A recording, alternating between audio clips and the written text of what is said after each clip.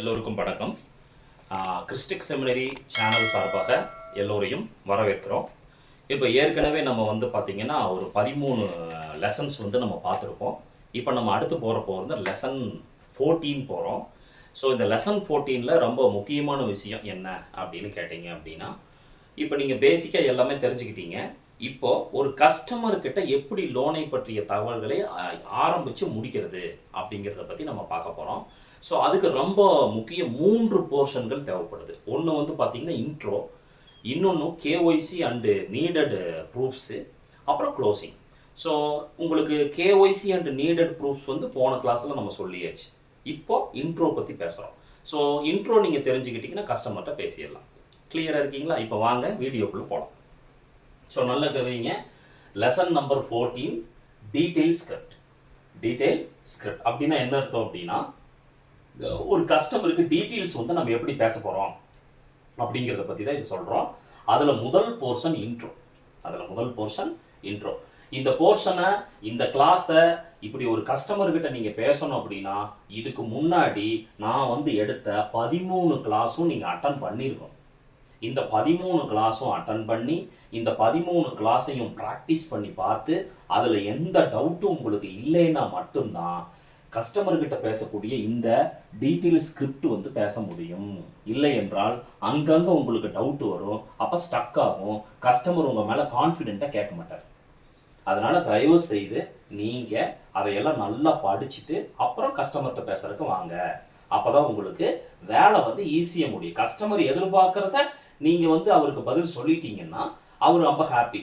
அவர் ஒரு கேள்வி கேட்குறாரு, நீங்கள் ஒரு பதில் சொல்கிறீங்க, இல்லைன்னா உங்களுக்கு போதுமான அளவுக்கு நாலேஜ் இல்லை அப்படின்னா உங்களால் அதை பண்ண முடியாது. Okay, clear? சரி, கவனிங்க.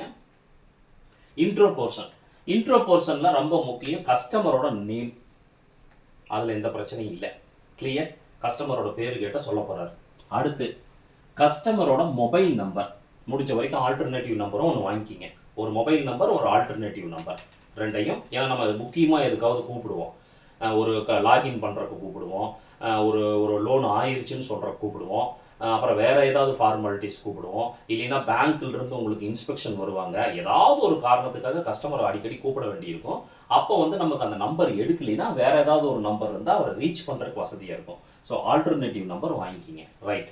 ஏஜ் பிட்வீன் கேப் பார்த்தீங்கன்னா 21 வருடத்திலிருந்து 55 வருடத்துக்குள்ளே இருந்தால் மட்டும்தான், அவரோட ஏஜ் இருந்தால் மட்டும்தான் லோனுக்கு எலிஜிபிள். ஒருவேளை 21 வருடங்களுக்கு குறைவாக அவருக்கு இருக்குது அப்படின்னா அவருக்கு எலிஜிபிள் இல்லை.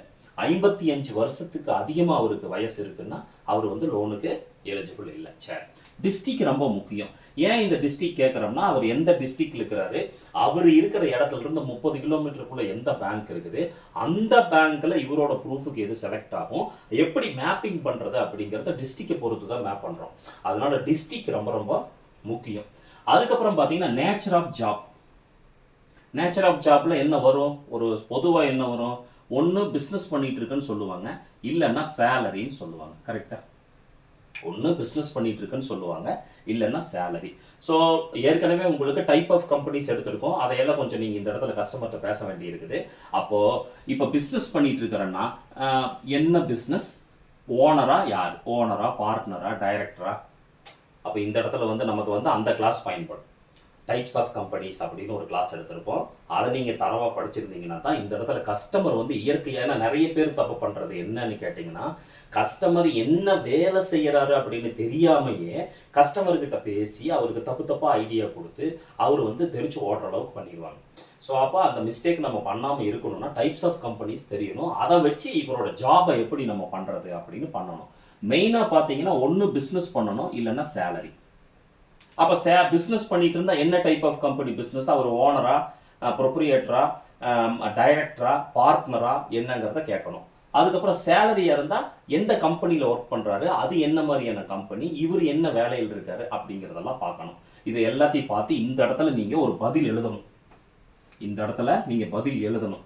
கஸ்டமர் பிஸ்னஸ் பண்ணிட்டு இருக்காரு, ஹோட்டல் வச்சு நடத்துகிறாரு, கஸ்டமர் பிஸ்னஸ் பண்ணிட்டு இருக்காரு, ஸோ பிஸ்னஸ் பண்ணுறாரு, இவர் தான் ஓனர், இவர் தான் பார்ட்னர் அப்படின்னு இந்த இடத்துல எழுதணும். இல்லைன்னா கஸ்டமர் சேலரிக்கு போகிறாரு, சம்மந்தப்பட்ட கம்பெனியில் ஒர்க் பண்ணுறாரு, அப்போ சூப்பர்வைசராக இருக்காரு, மேனேஜராக இருக்காரு, லேபராக இருக்காரு, ஏதோ ஒன்று அந்த இடத்துல தெளிவாக கஸ்டமர் வந்து இங்கே என்ன வேலை செய்கிறாரு, இப்போ என்ன வேலை செய்கிறாருன்னு நீங்கள் கரெக்டாக கண்டுபிடிக்கணும்னா டைப்ஸ் ஆஃப் கம்பெனிஸ் அப்படிங்கிற சாப்டரை நீங்கள் நல்லபடியாக படிச்சிருந்தா மட்டும்தான் இந்த இடத்துல நீங்கள் அதை பண்ண முடியும். கிளியர்? ஏன்னா கஸ்டமர் என்ன ஜாப் பண்ணுறாருன்னு தெரிஞ்சாதான் அவருக்கு லோன் எவ்வளவு கிடைக்க போகுது என்னங்கிறத நம்மளால என்ன செய்ய முடியும், கிளியராக சொல்ல முடியும். அடுத்து மந்த்லி இன்கம். மந்த்லி இன்கம் குழப்பம் நிறைய வரும், அதை பற்றியெல்லாம் நீங்கள் கவலைப்பட வேண்டியதில்லை. பிஸ்னஸ் சேலரி ரெண்டும் எடுத்துக்கோங்க. சேலரி அப்படின்னா நீங்கள் வந்து கிராஸ் இன்கம் எடுக்கக்கூடாது. கிராஸ் இன்கம் எடுக்கக்கூடாது, நெட் இன்கம் தான் எடுக்கணும். அவரோட சேலரி சர்டிஃபிகேட்டில் வீட்டுக்கு எவ்வளவு காசை கொண்டு வர்றாரு அப்படிங்கிறது தான் நெட் சேலரி. கிராஸ் சேலரிங்கிறது அவர் மொத்தமாக எவ்வளவு சம்பளம் வாங்குறாரு அப்படிங்கிறது தான் கிராஸ் சேலரி. அப்போ நம்ம லோனுக்கு எது எடுத்துக்குவோம், நெட்டு சேலரி தான் எடுத்துக்குவோம். நெட்டு சேலரினா என்ன, வீட்டுக்கு எவ்வளவு கொண்டு போறாரு, டேக் ஹோம் சேலரி எவ்வளவு அப்படிங்கிறதா நெட்டு சேலரி. இதே பிஸ்னஸ் பண்ணிட்டு இருந்தாங்கன்னா அவங்க எல்லா பிஸ்னஸ்ல நிறைய பேர் குழப்பி விட்டுருவாங்க நம்மளை.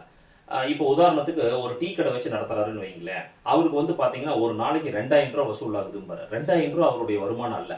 அந்த 2000 ரூபாயில் அவளுக்கு லாபம் எவ்வளவு, ஒரு 200 ரூபா கிடைக்குமா, ஒரு 300 ரூபா கிடைக்குமா, அதுதான் லாபம்.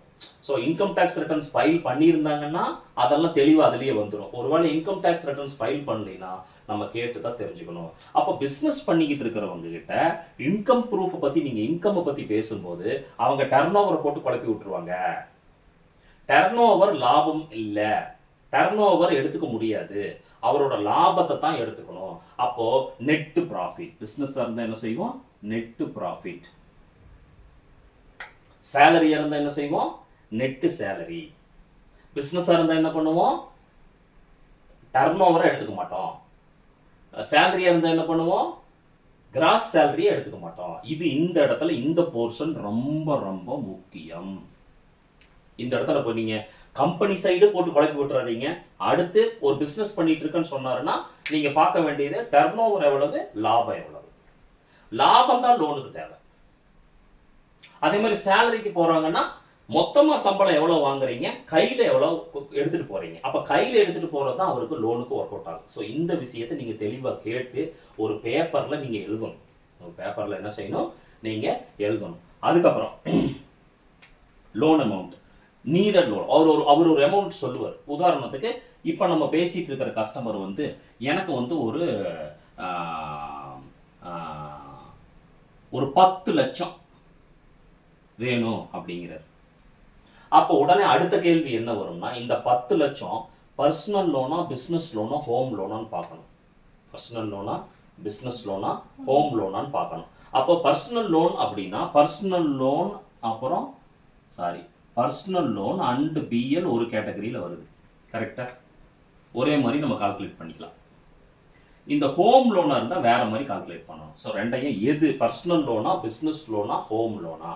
இப்போ பர்சனல் லோன் அப்படின்னா சொந்த தேவைக்காக வாங்குறது, பிஸ்னஸ் லோன்னா பிஸ்னஸ்க்காக வாங்குறது, அல்லது பிஸ்னஸ் லோன் போடுறவரும் பர்சனல் லோன் வாங்கலாம், அப்புறம் ஹோம் லோன். ஸோ இந்த 3 கேட்டகரியில் எது, ஏன்னா மெயின் கேட்டகரி இதுதான், மற்றதெல்லாம் பிரச்சனை இல்லை. 2 வீலர் லோன் அது இதெல்லாம் ஈஸியாக கால்குலேட் பண்ணிடலாம்.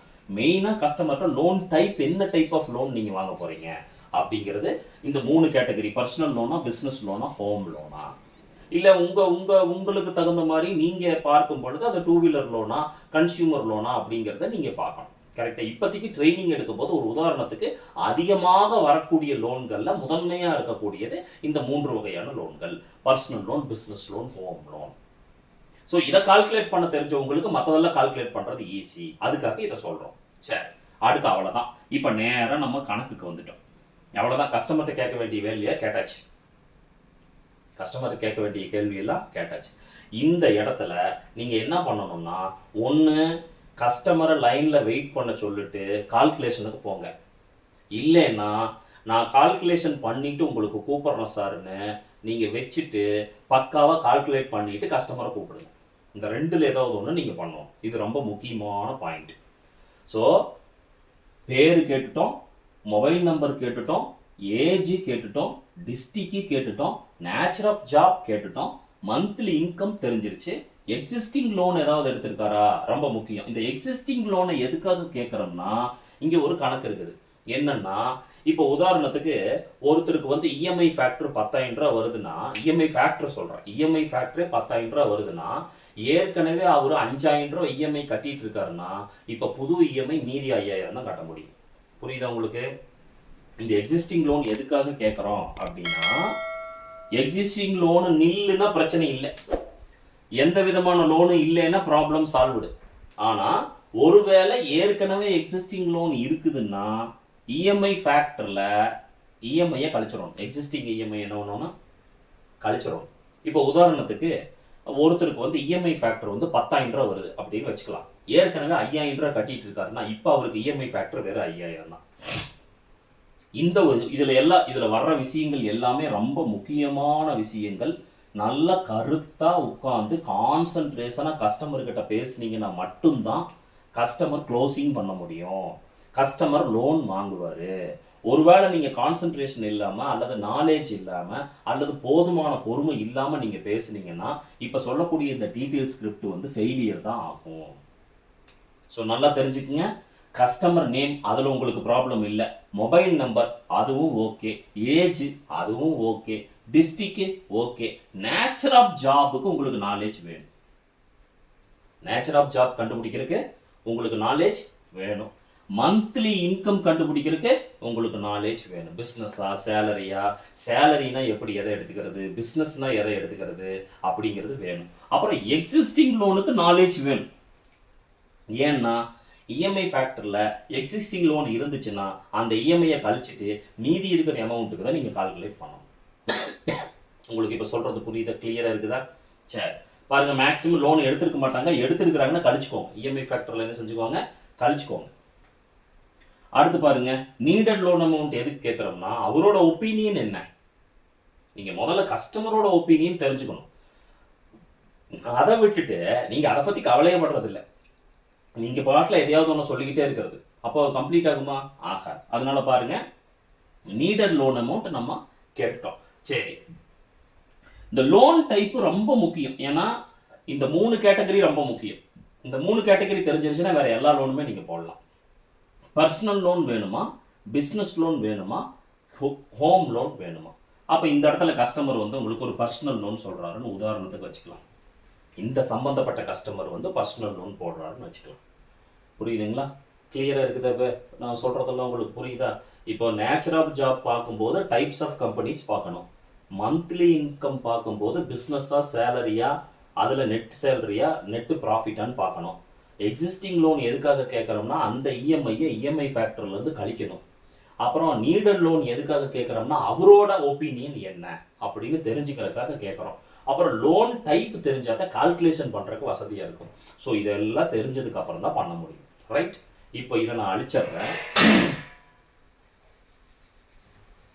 நல்லா கவனிங்க. இப்போ ஒரு உதாரணத்துக்கு ஒரு கால்குலேஷன் எடுப்போம். இதெல்லாம் ஓகே. பாருங்க, இங்கிருந்து ஸ்டார்ட் ஆகுது. மந்த்லி இன்கம் மாதம் ஒரு 40,000 ரூபாய் சம்பாதிக்கிறார். பிஸ்னஸ் பண்ணிட்டு இருந்தா நல்ல கவனிங்க, அது பிஸ்னஸ் பண்ணிட்டு இருந்தா அது நெட் இன்கமாக இருக்கணும். சேலரியா இருந்துச்சுன்னா அது நெட் சேலரியா இருக்கணும், டேக் ஹோம் சேலரியா இருக்கணும். மறந்துடாதீங்க, இது ரொம்ப ரொம்ப முக்கியம். சரியா? ஏன்னா நிறைய கஸ்டமர் வந்து பண்ணக்கூடிய வேலை வந்து டர்ன் ஓவர்னு சொல்லுவாங்க, மொத்த சம்பளம்னு சொல்லுவாங்க. அது கன்ஃபியூஸ் பண்ணி விட்டுருவாங்களே. சரி, 40,000 ரூபா சம்பளம் வாங்குறாரு. எக்ஸிஸ்டிங் இஎம்ஐ வந்து ஒரு 2,000 ரூபா கட்டுறாருன்னு வச்சுக்கலாம். ஏதோ ஒரு டியூ எடுத்துருக்கிறாரு, ஏதோ ஒன்று கட்டுறாருன்னு வச்சுக்கலாம். இப்போ நீடட் லோன் அமௌண்ட் வந்து ஒரு 10 லட்சம் கேட்குறாரு, பர்சனல் லோன் கேட்குறாரு. நீங்கள் நல்லா தெரிஞ்சுக்கிட்டீங்களா? இப்போ நம்ம கணக்குக்கு வந்துட்டோம். 40,000 ரூபா வந்து கஸ்டமர் லோன் வாங்குறாரு. பிஸ்னஸான இன்கமாக இருந்தால் நெட் இன்கமாக பாருங்கள், நெட்டு ப்ராஃபிட்டாக பாருங்கள்.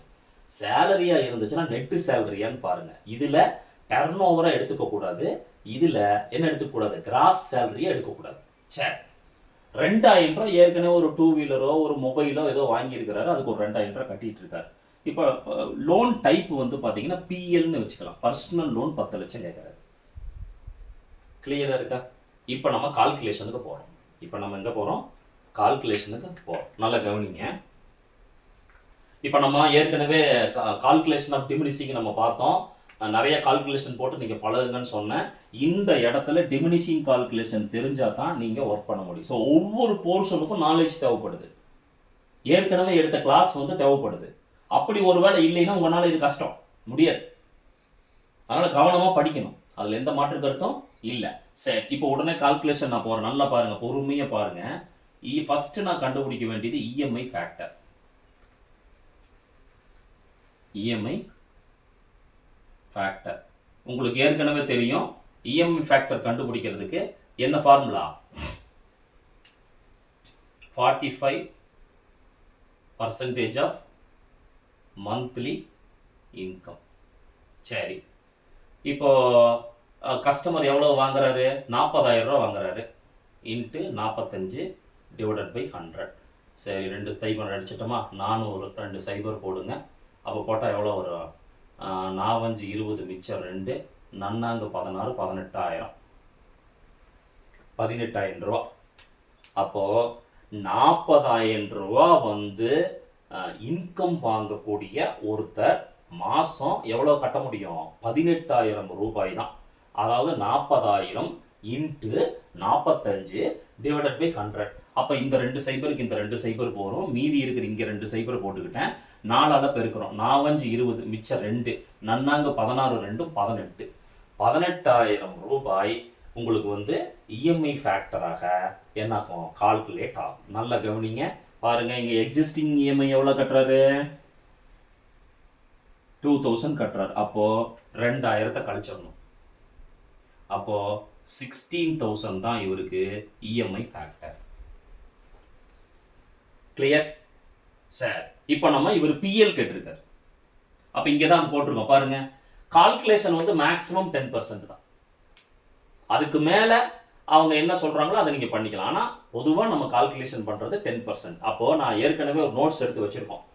Customer personal loan business loan கேட்டாருன்னா 10% நம்ம வந்து கால்குலேஷன் பண்ணோம்னா 36 மாதத்துக்கு அவர் லோன் எடுத்தாருன்னா 3,227 ரூபா இஎம்ஐ வரும். 48 மாதத்துக்கு எடுத்தாருன்னா 2,536 ரூபா வரும். 60 மாதத்துக்கு எடுத்தாருன்னா 2,125 ரூபா வரும். இதை எப்படி செக் பண்ணலாம்? ஒன்று நம்மளோட இஎம்ஐ சார்ட்லேருந்து செக் பண்ணலாம். இல்லைன்னா நீங்கள் வேறு எந்த வெப்சைட்டோட எந்த பேங்க்கோட வெப்சைட்டுக்கு போனீங்கனாலும் இஎம்ஐ கால்குலேட்டர்னு ஒன்று இருக்கும். அதில் நீங்கள் 1,00,000 10% அப்படின்னு போட்டிங்கன்னா இது பேசிக் இஎம்ஐ. இது என்னது? பேசிக் இஎம்ஐ. நான் ஏற்கனவே கிளாஸில் சொல்லியிருக்கிறேன். இந்த பேசிக் இஎம்ஐனா என்னென்னா 1,00,000 ரூபாய்க்கு எவ்வளோ இஎம்ஐன்னு கண்டுபிடிக்கிறது தான் என்னது? பேசிக் இஎம்ஐ. அப்போ கவனிங்க, இப்போ பிஎல்லாம் இருக்கிறதுனால நான் 36 மாதத்துக்கு ட்ரை பண்ணி பார்க்குறேன். இஎம்ஐ ஃபேக்டர் வந்து 16,000 ரூபா. ஏற்கனவே உங்களுக்கு ஃபார்முலா தெரியும். Loan amount is equal to EMI factor divided by EMI. ஏற்கனவே நீங்கள் பார்த்துருக்கீங்க தானே? Loan amount is equal to EMI factor divided by basic EMI. கரெக்டாக? அப்போது 16,000 ரூபாய்க்கு 36,000க்கு பேசிக் இஎம்ஐ வந்து 3,227 வருது. எல்லாம் நோட்டில் ஒர்க் அவுட் பண்ணணும். நீங்கள் சும்மா வந்து அப்படியே மொட்டை கணக்கு சொல்லக்கூடாது. சரி, 48 மாதத்துக்கு போடுவோம். அதே 16,000 தான். Divided by 3,227. 60 மாதத்துக்கு போடும். ஏன்னா அதுக்கு மேலே பிஎல் கிடையாது. 60,000 இந்த 16,000 டிவைடட் பை ஒரே நிமிஷம். 48 மாதம்னா பேசிக் இஎம்ஐ எவ்வளவு? 2,536. அதே மாதிரி 60 மாதத்துக்கு போட்டோம்னா பேசிக் இஎம்ஐ எவ்வளவு? 2,125. கரெக்டா?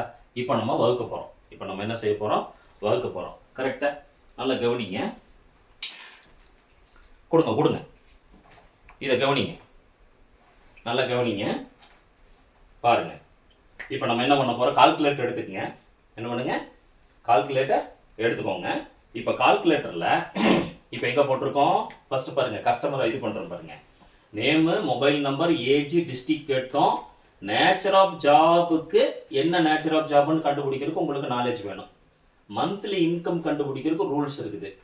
எக்ஸிஸ்டிங் லோனுக்கு ரூல்ஸ் இருக்குது.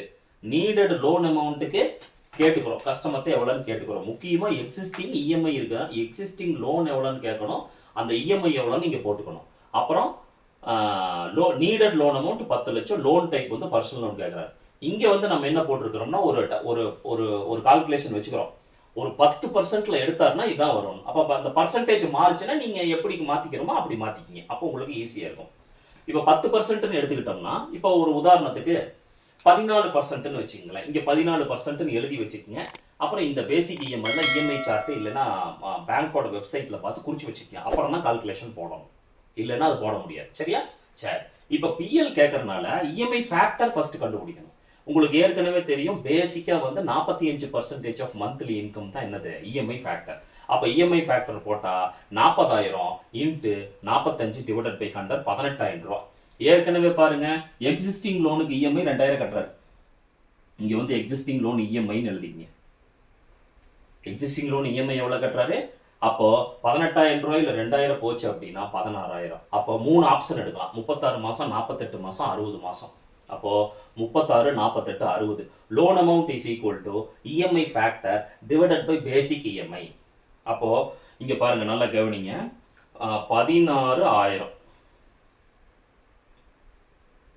16,000 டிவைடட் பை 3,227 எவ்வளவு வருது? 4.958. 4.958. அடுத்து போடுங்க. 16,000 டிவைடட் பை 2,536 6.30 9. அடுத்து போடுங்க. 16,000 டிவைடட் பை 2,125 7.52. அப்ப இங்க கவனிங்க, 4.9னா 5 லட்சம் ரூபாய் லோனு, 6.9னா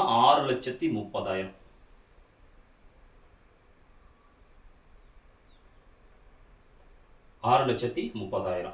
இங்க 7,50,000. புரிஞ்சிருச்சா உங்களுக்கு? லோன் அமௌண்ட் வந்துருச்சா? இப்போ பக்காவா இருக்குதா? இப்போ பாருங்க, 36 மாசத்துக்கு அவர் லோன் போட்டாருன்னா 5 லட்சம் ரூபாய் கட்டணும். 5 லட்சம் லோன் அமௌண்ட் கிடைக்கும். 48 மாசத்துக்கு அவர் லோன் அமௌண்ட் டென்யூர் போட்டாருன்னா 6,30,000 ரூபாய் கிடைக்கும். 60 மாசத்துக்கு டென்யூர் போட்டாருன்னா 7,50,000 கிடைக்கும். இதுக்கு மேல கிடைக்கிறதுக்கான வாய்ப்பு இல்லை. வாய்ப்பு இருக்கு. எப்பன்னா 45% மேல அதிகமா எடுக்க முடியுமான்னு பார்க்கணும். 45% மேல அதிகமா எடுக்கணும்னா அவரு என்ன நேச்சர் ஆஃப் ஜாப்னு பார்க்கணும். ஒருவேளை அவர் கவர்மெண்ட்ல ஒர்க் பண்றாரு, அவர் வந்து ஒரு பெரிய பிரைவேட் லிமிடெட் கம்பெனில ஒர்க் பண்றாரு, அவர் ஒரு லிமிடெட் கம்பெனில ஒர்க் பண்றாருன்னா நீங்க இதை 70% வரைக்கும் எடுக்கலாம். அப்போ ஆட்டோமேட்டிக்கா உங்களுக்கு என்ன ஆகும்? லோன் அமௌண்ட் ஜாஸ்தியாகும். இந்த கஸ்டமரை நான் எப்படி ட்ரீட் பண்றேன்னா, இவர் ஒரு சாதாரண ஒரு கம்பெனியில் ஒர்க் பண்ணுறாரு, சேலரி வந்து கிரெடிட் ஆகுது 40,000 சம்பளம் அப்படின்னு வச்சுக்கோங்க. அப்படிப்பட்ட ஒரு கஸ்டமருக்கு 45% தான் எடுக்க முடியும். அப்படி போட்டாலும் இவருக்கு அதிகபட்சமாக 7.5 லட்சம் 7.5 லட்சம் லோனு வாங்கலாம். அப்போ கஸ்டமர் எவ்வளவு கேட்டிருக்காரு? 10 லட்சம். கஸ்டமர் கேட்குற லோன் அமௌண்ட் எல்லாம் கிடைக்காது. அவருக்கு என்ன எலிஜிபிலிட்டி இருக்குதோ அந்த லோன் அமௌண்ட் தான் கிடைக்கும். அப்போ கஸ்டமருக்கு 7,50,000 தான் லோன் கிடைக்கும். இதை எப்படி பிரசன்டேஷன் பண்றதுங்கிறது அடுத்து நான் சொல்றேன். இந்த கணக்கை அப்படியே ஞாபகம் வச்சுக்கோங்க. இப்போ நான் அப்படியே சேஞ்ச் பண்ற பாருங்க. இந்த இடத்துல கஸ்டமர் பர்சனல் லோனுங்கிறதுக்கு பதிலாக ஹோம் லோன் கேட்கறாருன்னு வச்சுக்கலாம். இந்த கால்குலேஷன் அப்படியே மாறும். நான் இதை மட்டும் அழிச்சிடறேன், ஏன்னா இது வரைக்கும் அதே கால்குலேஷன் தான். நல்லா கவனிங்க. லோன் அமௌண்ட் எவ்வளோ பாருங்க, இங்கே ஹெச்எலுக்கு போட்டிருக்கேன் 5 வருஷம். 5 வருஷத்துக்கு லோன் போட்டாருன்னா 16,000 டிவைடட் பை 2028 5 இயர்ஸ் 10 இயர்ஸ் போட்டாருன்னா 16,000 டிவைடட் பை பாருங்க 1213. 15 வருஷத்துக்கு போட்டாருன்னா 16,000 டிவைடட் பை 956. ஹோம் லோன் ஒரு 20 லட்சம் கேட்குறாருன்னு வச்சுக்கலாம். ஏன்னா ஹோம் லோன்லாம் கொஞ்சம் எப்பவுமே அதிகமாக தான் கேட்பாங்க, அப்போ தான் வீடு கட்ட முடியும் நம்ம. சரி, இப்போ நம்ம கால்குலேஷன் போகிற பாருங்க. 16,000 ரூபா மாதம் இஎம்ஐ ஃபேக்டர் 16,000 ரூபா, 2028 ரூபா பேசிக் இஎம்ஐ 7.88. சரி, அடுத்த கால்குலேஷன் போங்க. 16,000 டிவைடட் பை 1213 ரூபா 13.19 லட்சம் 13.19. சரி, அடுத்தது போங்க. 16,000 ரூபா டிவைடட் பை 956 16.73.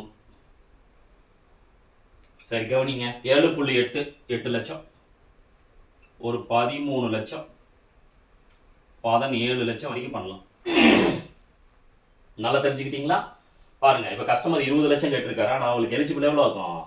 17 லட்சம் தான் ஆகும்.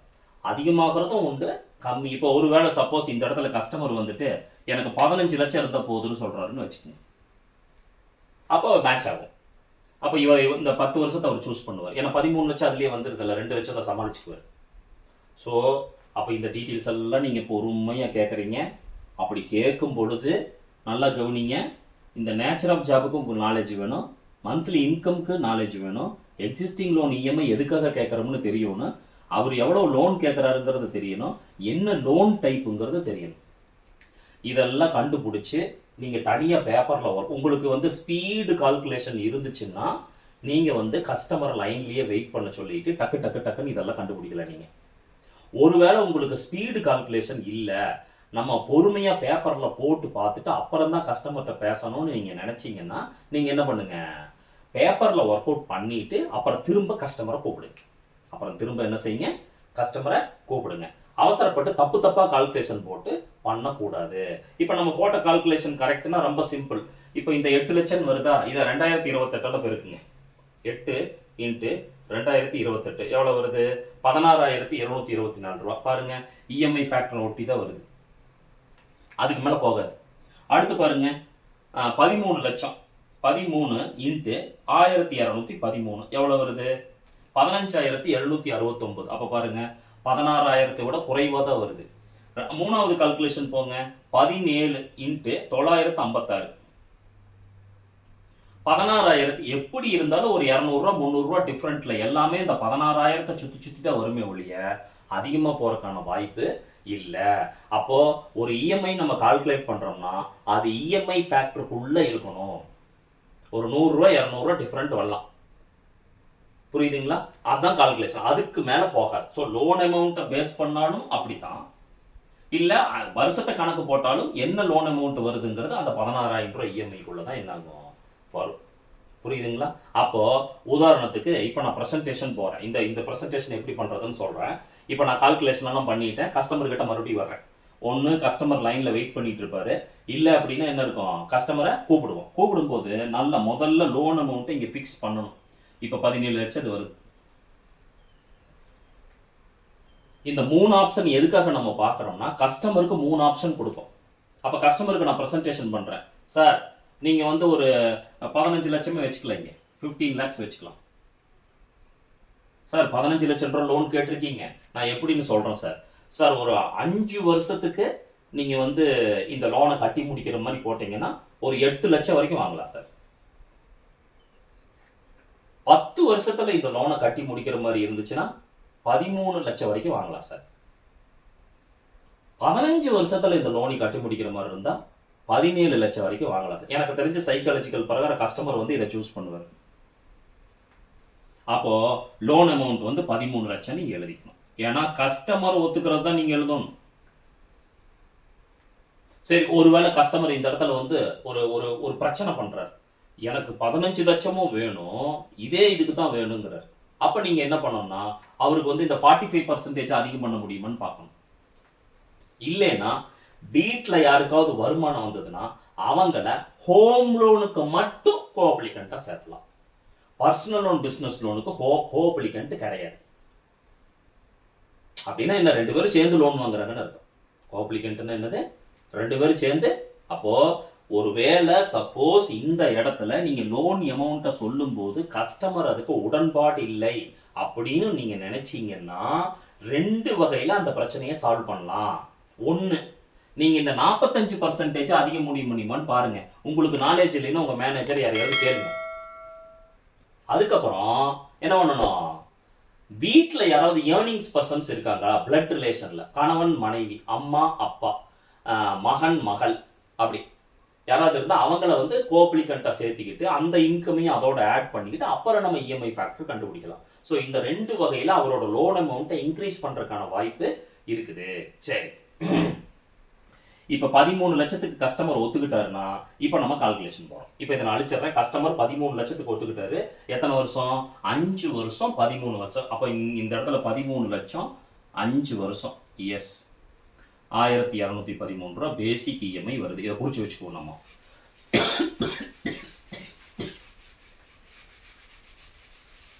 இது 2028, மறந்துடாதீங்க. Okay fine, okay fine. Sorry, இது வந்து உங்களுக்கு 5 வருஷம் இல்லை, 10 வருஷத்துக்கு கஸ்டமர் ஒத்துக்கிட்டாரு. 10 வருஷத்துக்கு கஸ்டமர், வெரி குட், மறந்துட்டேன். எத்தனை, 10 வருஷத்துக்கு 13 லட்சம் வாங்குறதுக்கு ஒத்துக்கிட்டார். சரி, இப்போ லோன் அமௌண்ட் எவ்வளவு? 13 லட்சம். நல்லா கவனிங்க, லோன் அமௌண்ட் எவ்வளவு? 13 லட்சம். சரி, அப்போ டோட்டல் பெய்டு எவ்வளோன்னு கண்டுபிடிக்கணும். ஏற்கனவே நம்ம போட்ட கால்குலேஷன் தான், அந்த கால்குலேஷன் இந்த இடத்துல வரும். நீங்க படிக்காம இந்த வேலை செய்ய முடியாது. நீங்க தயவு செய்து கோர்ஸ் எல்லாம் படிச்சு நல்ல விதமா நாலேஜ் இருந்தா தான் செய்ய முடியும். நல்லா கவனிங்க, டோட்டல் பெய்டு அப்படின்னா நல்லா கவனிங்க, 13 லட்சம். அப்ப 13 போட்டா போதும். இன்ட்டு பேசிக் இஎம்ஐ எவ்வளவு? 1213. அப்ப நம்ம இந்த இடத்துல டோட்டல் பெய்டுன்னு போட வேண்டாம், இஎம்ஐன்னு போட்டுக்கலாம். வாங்கிறது 13 லட்சம் ரூபா. 1 லட்சத்துக்கு இஎம்ஐ எவ்வளவு? 1213. அப்ப இன்ட்டு 13. இருங்க நான் போடுறேன். 1213 இன்ட்டு 13 லட்சம் ரூபா. 15,000, இங்கேயே போடலாம், இடம் கம்மியா இருக்குது. 15,769 ரூபா. 15,769 ரூபா. அப்போ இப்ப டோட்டல் பெய்டு போடணும்.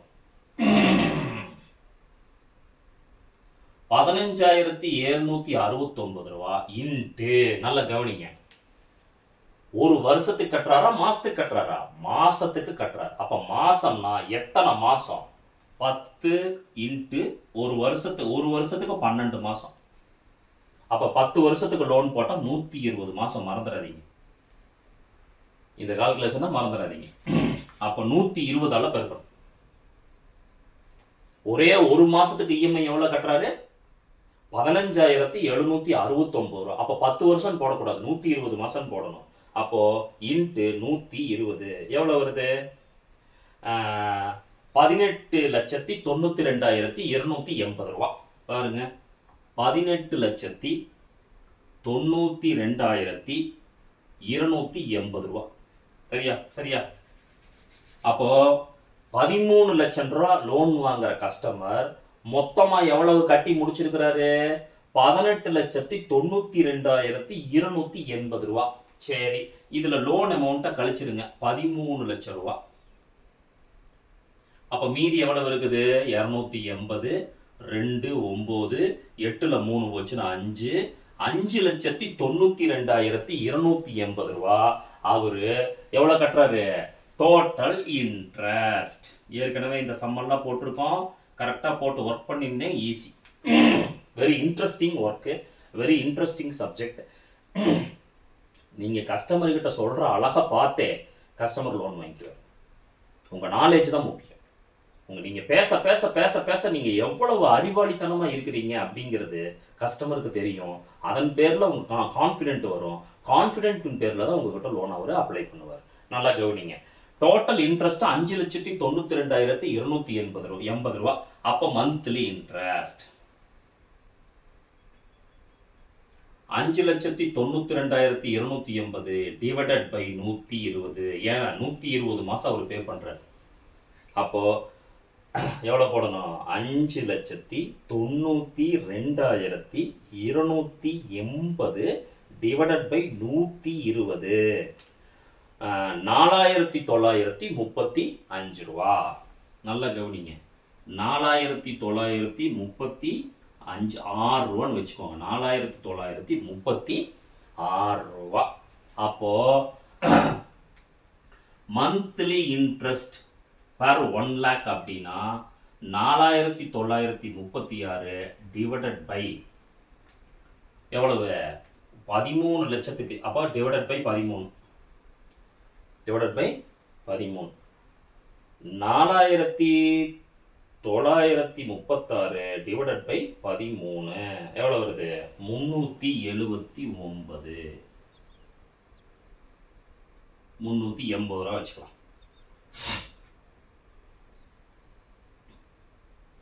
ஒரு லட்சத்துக்கு 380 ரூபா. Fine, clear. இப்போ நல்லா கவனிங்க.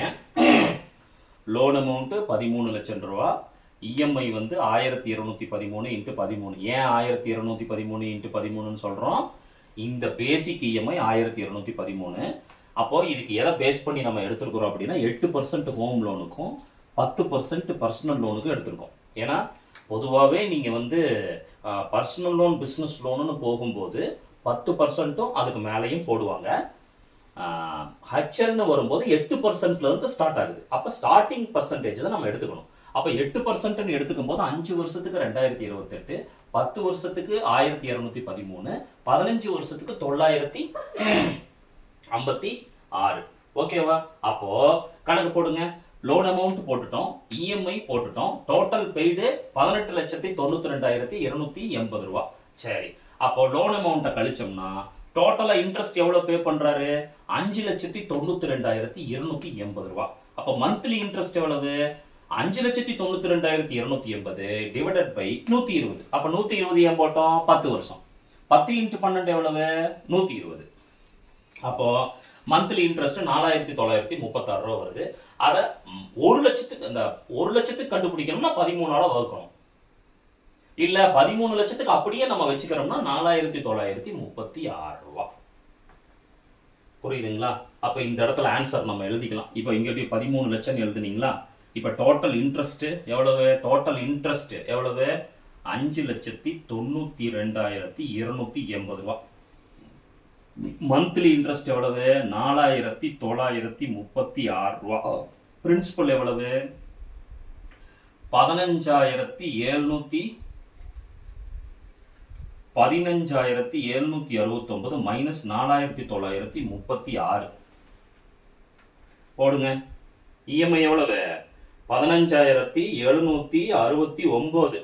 சரி, அதுல மந்த்லி இன்ட்ரெஸ்ட் எவ்வளவு? 4,936. 10,833 ரூபா மாசம் மாசம் அசல். வட்டி வந்து 4,936 ரூபா. புரிஞ்சுக்கிட்டீங்களா? இப்போ நம்ம ப்ரூஃப் பண்றதுக்கு என்ன பண்ணணும்? நல்லா கவனிங்க. 13 லட்சம் ரூபா. 1, 10, 100, 1000, 10,000, லட்சம், 10 லட்சம். 13 லட்சத்துக்கு 4,936 ரூபான்னா 100 ரூபாய்க்கு எவ்வளோன்னு போடுறோம். இந்த 2 சைபருக்கு இந்த 2 சைபர் கழிச்சிருவோம். கவனிங்க. 4,936 டிவைடட் பை 13,000. நல்லா கவனிங்க. 0.379 அப்போ 100 ரூபாய்க்கு 2 ஸ்தானம். 100 ரூபாய்க்கு 2 ஸ்தானம். அப்போ இங்கே கட் பண்ணணும். அப்போ 0.38 பைசா. அதாவது பைசான்னு சொல்லக்கூடாது, 0.38 ரூபாய் அல்லது 38 பைசா. 0.38 ரூபாய் அல்லது 38 பைசா. இப்போ கால்குலேஷன் வந்து பாருங்க, 8% எடுத்துருக்கிறோமா நம்ம. அப்போ பாருங்க, 8 டிவைடட் பை 1.77 டிவைடட் பை 12. ஏற்கனவே இந்த சம்மெல்லாம் நம்ம போட்டிருக்கிறோம், நிறைய கால்குலேஷன் பண்ணி பார்த்துருக்குறோம். 8 டிவைடட் பை 1.77 டிவைடட் பை 12 எவ்வளோ வருது? 0.3766 0.38 38 பைசா. 38 பைசா 38 பைசா. சரியா போச்சா? கிளியரா இருக்கா? இதே மாதிரி தான் நீங்கள் பண்ணணும். அப்போ கஸ்டமருக்கு சொல்லணும். இப்போ பாருங்க, இப்போ எல்லாம் கால்குலேஷனெல்லாம் போட்டு முடிச்சாச்சு. இப்போ நான் கஸ்டமருக்கு ப்ரெசன்டேஷன் பண்ணுறேன். கஸ்டமருக்கு என்ன செய்ய போகிறேன்? ப்ரெசன்டேஷன் பண்ணுறேன். இப்போ இந்த மாதிரி ஒரு கஸ்டமர் வந்தாருன்னா என்ன பண்ணணும் அப்படின்னா, நல்லா கவனிங்க. கஸ்டமரோட பேர், mobile number, age, district, nature of job, monthly income, existing loan, needed loan, type எல்லாம் போட்டு முடிச்சாச்சு. நான் வந்து பேப்பரில் எல்லாம் ஒர்க் அவுட் பண்ணிட்டேன். ஒர்க் அவுட் பண்ணிக்கிட்டதுக்கு பிறகு கஸ்டமருக்கு சொல்கிறேன், சார் இத்தனை 5 வருஷத்துக்கு போட்டிங்கன்னா இத்தனை லோன் அமௌண்ட்டு கிடைக்கும், 10 வருஷத்துக்கு போட்டிங்கன்னா இப்படி கிடைக்கும், 15 வருஷத்துக்கு போட்டிங்கன்னா 7.5 லட்சம் கிடைக்கும்னு சொல்லியிருக்கேன். அப்போ கால்குலேஷன் அப்போலாம் உங்களுக்கு வந்திருக்கும், சொல்லியிருப்பேன். கஸ்டமர் என்ன நினைக்கிறாருன்னா, எனக்கு வந்து 13 லட்சம் போதும் அப்படின்னு ஒத்துக்கிட்டாருன்னா ஓகே. ஒருவேளை கஸ்டமர் ஒத்துக்கல, எனக்கு லோன் அமௌண்ட் ஜாஸ்தியாக வேணும்னா 2 வாய்ப்பு இருக்குது உங்களுக்கு. ஒன்று, இந்த 45% இஎம்ஐ ஃபேக்டர் 45%ங்கிறது அதிகம் பண்ண முடியுமான்னு பார்க்கணும். இல்லை அவருக்கு கோஅப்ளிகண்ட், வீட்டில் வேற யாராவது ஏர்னிங் பர்சன்ஸ் இருக்காங்களான்னு பார்க்கணும். அவங்களையும் சம்பளத்தை சேர்த்துக்கிட்டு பண்ணலாம். ஸோ இந்த 2 வகையில் பண்ணும்போது அந்த அந்த லோன் அமௌண்ட் ஜாஸ்தியாகிறதுக்கான வாய்ப்பு இருக்குது. இந்த கணக்கை பொறுத்தளவுக்கு கஸ்டமர் 13 லட்சத்துக்கு ஒத்துக்கிட்டாருன்னா அவருக்கு நான் ப்ரெசன்டேஷன் பண்ணுறேன் பாருங்க. சார் நீங்கள் வாங்குற லோனு 13 லட்சம் ரூபா, ரைட்டு. அப்போது நீங்கள் மாதம் எவ்வளோ கட்டணும்? 15,769 ரூபா. 13 லட்சம் ரூபா ஹோம் லோன் அவர் போட்டாருன்னா மாதம் எவ்வளோ கட்டணும்? 15,769 ரூபாய 15 வருஷத்துக்கு கட்டணும். சாரி, 10 வருஷத்துக்கு கட்டணும். ஏன்னா 10 வருஷத்துக்கு தான் அவர் எடுத்திருக்காரு. கிளியரா இருக்கா? அதுக்கப்புறம் சரி கணக்கு போடுறோம். அப்போ நீங்கள் மொத்தமாக கட்ட வேண்டிய அமௌண்ட்டு 18,92,280. நீங்கள் மொத்தமாக வட்டி மட்டும் 5,92,280 கட்டியிருக்கீங்க. அப்போ மாச வட்டி 4,936 ரூபா. 4,900. அப்போ 13 லட்சம் ரூபாய்க்கு 4,936 ரூபான்னா 100 ரூபாய்க்கு 38 பைசா. இங்க நம்ம எத்தனை பர்சன்டேஜ் எடுத்திருக்கோம்? 8%. அப்போ 8னா ஏற்கனவே நம்ம ஃபார்முலா பிரகாரம் பார்த்தோம், 8 டிவைடட் பை 1.77 டிவைடட் பை 12 போட்டா 38 பைசா. அப்போ 38 பைசாக்கு 38 பைசா சரியா போச்சு. ஒருவேளை கஸ்டமர் நம்பலைன்னா நீங்க ஃபிளாட் கால்குலேஷன் போங்க. 8 டிவைடட் பை 12 எவ்வளவு வருது பாருங்க. 8 டிவைடட் பை 12 0.66 0.66. 8 divided by 12. ஒரே நிமிஷம். 8 divided by 12. Sorry 8 divided by 12. 0.66 0.66 67 paisa வட்டி வரும். அப்பதான் அது ஃபிளாட். ஆனா நமக்கு எவ்வளவு வருது? 38 பைசா தான் வருது. இதை வந்து அவர் நம்ப வேண்டிய அவசியம் இல்லை. அவர் இந்தியாவில் இருக்கக்கூடிய எந்த பேங்கோட வெப்சைட்டுக்கும் போய் இஎம்ஐ சார்ட் போய் பார்த்துக்கலாம் அவர். அதனால ஒரு குழப்பமும் இல்லை. சொல்றது புரியுதுங்களா? இப்படி ப்ரெசன்டேஷன் பண்ணி ஸோ அவரோட லோன் அமௌண்ட்டு, மொத்தமாக கட்டக்கூடிய அமௌண்ட்டு, மொத்தமாக கட்டக்கூடிய வட்டி, அப்புறம் வட்டிக்கான ப்ரூஃபு, இதெல்லாம் சொல்லி முடிச்சிடணும். இதுதான் ஃபஸ்ட்டு போர்ஷன். இதுக்கு தான் நீங்கள் அதிகமான டைமை செலவு பண்ணணும்.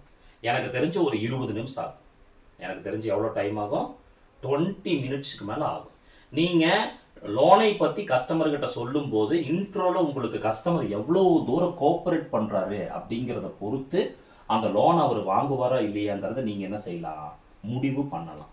இப்போ பேசும்போது இப்போ அவசரப்பட்டாருன்னு வச்சுங்களேன், அவர் வந்து லோனுக்கு தயார் இல்லைன்னு அர்த்தம். இல்லைன்னா அவரை தவறான டைமில் அவரை கூப்பிட்டுருக்கீங்கன்னு அர்த்தம். அதுக்கு தான் நம்ம காலிங் ஸ்கில் சொல்லி தரும்போது சொன்னால், அவர்கிட்ட பேசுவதற்கு தயாராக அவர் இருக்கிறாரான்னு கேட்டுட்டு பேசுங்க. ஒன்னோட தொடர்புடையது. நம்ம கோர்ஸில் வர அனைத்து விஷயங்களும் இந்த டீட்டெயில் ஸ்கிரிப்டில் வரும். ஸோ உங்களுக்கு புரியுதா? அப்போ இந்த இன்ட்ரோ போர்ஷனுக்கு வந்து நீங்க நிறைய டைம் எடுத்துக்கணும், நிறைய டைம். அடுத்த போர்ஷன் என்னது? KYC and needed proofs. அது தனியாக கிளாஸ் இருக்கு உங்களுக்கு, ஏற்கனவே நீங்க அட்டன் பண்ணியிருப்பீங்க. ஒரு லோன் போடணும்னா என்னென்ன ப்ரூஃப் எல்லாம் கொடுக்கணும் அதை நீங்க சொல்லிட்டு க்ளோஸ் பண்ணிக்கலாம். க்ளோஸ் பண்றது எப்படிங்கிறத நான் சொல்லித்தரேன். அப்போ இந்த டீட்டெயில் ஸ்கிரிப்ட்ல 3 போர்ஷன் இருக்குது. ஒன்னு வந்து இன்ட்ரோ, இன்னொன்னு வந்து கேஒய்சி அண்ட் நீடட் ப்ரூஃப்ஸ், இன்னொன்னு வந்து க்ளோசிங். அப்ப இன்ட்ரோ இப்போ உங்களுக்கு தெளிவா தெரிஞ்சிருச்சு. இந்த மாதிரி கால்குலேஷன் நீங்க ஒரு 50 கால்குலேஷனாவது போடணும். அப்பதான் கஸ்டமர் எப்படி மாறுதுங்கிறது உங்களுக்கு என்ன ஆகும் தெரியும். அதுக்கப்புறம் நீடட் ப்ரூஃப்ஸ் போய் பார்க்கணும். என்னென்ன ப்ரூஃப் எல்லாம், பிசினஸ் பண்ணிட்டு இருந்தா என்ன ப்ரூஃப் கொடுக்கணும், சேலரிக்கு போயிட்டு இருந்தா என்ன ப்ரூஃப் கொடுக்கணும்னு பார்க்கணும். ஒருவேளை அந்த ப்ரூஃப் இல்லைன்னா ஆல்டர்னேட்டிவ் என்னன்னு பார்க்கணும். அதுக்கப்புறம் க்ளோசிங் இன்னும் வரல, நான் வர்றேன். க்ளோசிங் உங்களுக்கு சொல்லித்தரேன், அடுத்த கிளாஸ்ல உங்களுக்கு க்ளோசிங் சொல்லித்தரேன். கிளியரா இருக்கா? பக்காவா இருக்கா? இதுல ஒன்றும் குழப்பம் இல்லை. ஏதாவது இருந்தால் கமெண்ட்ல போடுங்க, அந்த டவுட்ஸ் எல்லாம் உங்களுக்கு நான் கிளியர் பண்றேன். இதை ஒரு மானசீகமா நல்லா பொறுமையா செய்யணும், அப்பதான் உங்களால பண்ண முடியும். Okay fine. இப்போ கிளாஸோட டெட் எண்டுக்கு வந்துட்டோம். ஸோ நீங்கள் வந்து இது லெசன் நம்பர் 14. ஸோ இந்த லெசன் நம்பர் 14ல் இருக்கிற டீட்டெயில் ஸ்கிரிப்ட் அப்படிங்கிற ஒரு விஷயத்தை நீங்கள் அந்த 13 கிளாஸ் அட்டன் பண்ணாமல் அல்லது நீங்கள் அந்த சேனலில் இருக்கிற வீடியோவெல்லாம் பார்த்து தெரிந்து கொள்ளாமல் நீங்கள் இந்த ப்ரெசன்டேஷனை கஸ்டமருக்கு செய்ய முடியாது. அதே போல் இந்த டீட்டெயில் ஸ்கிரிப்டை இந்த ஒரு போர்ஷனை மட்டும் இல்லை, இதை இன்ட்ரோ மட்டும் தான் நான் சொல்லியிருக்கேன். அடுத்து நீங்கள் ப்ரூஃபை பற்றி பேசணும், அப்புறம் எப்படி க்ளோசிங் பண்ணுறதுன்னு நான் இனிமேல் கிளாஸ் எடுப்பேன். அப்போது நீங்கள் ஒவ்வொரு விஷயத்துக்கும் ஒரு சப்ஜெக்ட் தேவைப்படுது. இப்போ வந்து நீங்கள் வந்துட்டு இந்த இடத்துல வரும்போது நேச்சர் ஆஃப் ஜாபுக்கு ஏற்கனவே சொல்லி கொடுத்த டைப் ஆஃப் கம்பெனிஸ் வேணும். மந்த்லி இன்கம் கண்டுபிடிக்கிறதுக்கு இன்கம் எதை பேஸ் பண்ணி எடுக்கிறாங்கிற லெசனை நீங்கள் படிச்சிருக்கணும். எக்ஸிஸ்டிங் லோனை பற்றி படிக்கும்போது ஏன் எக்ஸிஸ்டிங் லோன் எடுக்கிறாங்கங்கிறத நீங்கள் தெரிஞ்சிருக்கணும். லோன் அமௌண்ட்டுக்கும் கஸ்டமர் கேட்குற லோன் அமௌண்ட்டுக்கும் நம்ம கொடுக்குற லோன் அமௌண்ட்டுக்கும் டிஃபர் வந்துச்சுன்னா அதை எப்படி நீங்கள் மேனேஜ் பண்ணுறதுன்னு தெரிஞ்சிருக்கணும். அதே போல் கால்குலேஷன் பண்ணி சொல்கிறப்போ நீங்கள் ஸ்பீடு கால்குலேஷன் பண்ணுற ஆளாக இருந்தால் நீங்கள் கஸ்டமரை இந்த போர்ஷனுக்கு அப்புறம், அதாவது நீடட் லோன் அமௌண்ட்டுக்கு அப்புறம் நீங்கள் கஸ்டமரை லைனில் 2 நிமிஷம் வெயிட் பண்ண சொல்லிட்டு கடகடன் கால்குலேஷன் பண்ணி சொல்லலாம். ஒருவேளை நீங்கள் வேலைக்கு புதுசாக தான் சேர்ந்துருக்கீங்க, பிகினராக இருக்கிறீங்க, கொஞ்சம் உங்களுக்கு கால்குலேஷன் பண்ணி தான் சொல்லணும்னா தயவு செய்து கஸ்டமரை கட் பண்ணிடுங்க, அப்புறமா கூப்பிட்றேன்னு சொல்லுங்கள். நீங்கள் எல்லாம் கால்குலேஷன் பண்ணிட்டு திரும்ப கூப்பிடுங்க. திரும்ப கூப்பிட்டு பக்காவாக ப்ரெசன்டேஷன் பண்ணணும். பண்ணி இந்த ரேட் ஆஃப் இன்ட்ரெஸ்ட் வட்டி எல்லாம் கிளியராக சொல்லி எல்லாம் ப்ரூஃப் பண்ணி காமிச்சா தான் இந்த இன்ட்ரோ போர்ஷன் முடியும். Then we go to KYC and needed proofs a loan. அப்போ அது ஏற்கனவே அந்த கிளாஸ் எடுத்திருக்கோம், அது ஈஸி தான். என்ன ப்ரூஃப்னு நீங்கள் பார்ப்பீங்க. சரி, ஓகே, இன்ட்ரோ சொல்லியாச்சு, ப்ரூஃபும் சொல்லியாச்சு. இப்போ எப்படி க்ளோஸ் பண்ணி இந்த டீலை முடிக்கிறது அப்படிங்கிறத பற்றி நம்ம தனியாக கிளாஸ் எடுப்போம். ஓகே, ஸோ இவ்வளோ நேரம் இந்த வீடியோவை பார்த்துட்டு இருந்தவங்க, இனிமேல் இந்த வீடியோவை பார்க்க போகிறவங்க எல்லோருக்கும் நன்றி. மறக்காமல் கிறிஸ்டெக் செமினரி சேனலை நீங்கள் வந்து சப்ஸ்கிரைப் பண்ணி பெல் பட்டனை ப்ரெஸ் பண்ணி வைங்க. நாங்கள் போடுற வேல்யூவான வீடியோ உங்களை உடனே வந்து சேரும். வீடியோவை பார்த்ததுக்கு ரொம்ப நன்றி. தேங்க்யூ.